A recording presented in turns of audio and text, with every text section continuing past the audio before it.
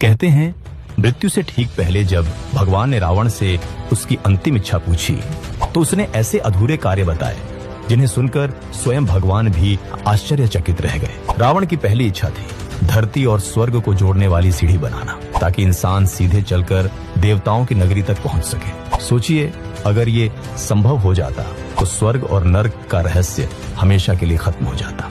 दूसरी इच्छा, वह चाहता था कि कोई भी बच्चा अपने पिता से पहले न मरे। रावण के अनुसार यह दुनिया का सबसे बड़ा अन्याय है। उसकी इच्छा थी मृत्यु को एक नए नियम से बांध देना। तीसरी इच्छा, उसने सोचा था मनुष्य मृत्यु के समय खुद अपने पाप पुण्य देख सके। इसके लिए वह एक अद्भुत यंत्र बनाना चाहता था जिससे यमराज के दूतों की जरूरत ही खत्म हो जाती और इंसान खुद जान पाता कि उसे स्वर्ग मिलेगा या नर्क। चौथी इच्छा, रावण की नजर सिर्फ मानव जीवन पर ही नहीं बल्कि प्रकृति पर भी। वह चाहता था कि समुद्र का पानी मीठा हो जाए ताकि प्यास से कोई न मरे।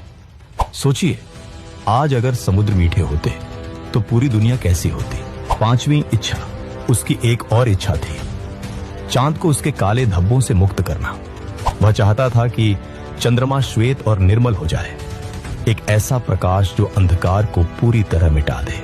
छठी इच्छा, सोने से भरी लंका में रहते हुए भी रावण चाहता था कि सोने में सुगंध हो ताकि उसका राज्य केवल वैभव से नहीं बल्कि सुगंध से भी महके। सातवीं इच्छा, उसने सोचा था बलिराजा को मुक्त करने का, वही बलि जिसे वामन अवतार ने पाताल में भेज दिया था। रावण मानता था कि ऐसा राजा जिसकी दानशीलता बेमिसाल थी उसे कैद में रहना ही नहीं चाहिए। आठवीं और सबसे अद्भुत इच्छा, रावण चाहता था कि पृथ्वी का भार उठाने वाले शेषनाग को मुक्त कर दे। उसने सोचा था इंद्र के वज्र और पृथ्वी के लोहे को मिलाकर एक अखंड खंभा बनाएगा जो सृष्टि का बोझ संभाले ताकि शेषनाग विश्राम कर सके। अब सवाल यह है, अगर रावण सच में ये काम पूरे कर देता तो क्या हम आज की दुनिया को पहचान भी पाते हैं? अगर आपको लगता है कि रावण सिर्फ नायक या खलनायक नहीं बल्कि एक रहस्य था तो कमेंट में लिखिए जय श्री राम और इस वीडियो को अपने दोस्तों से शेयर कीजिए।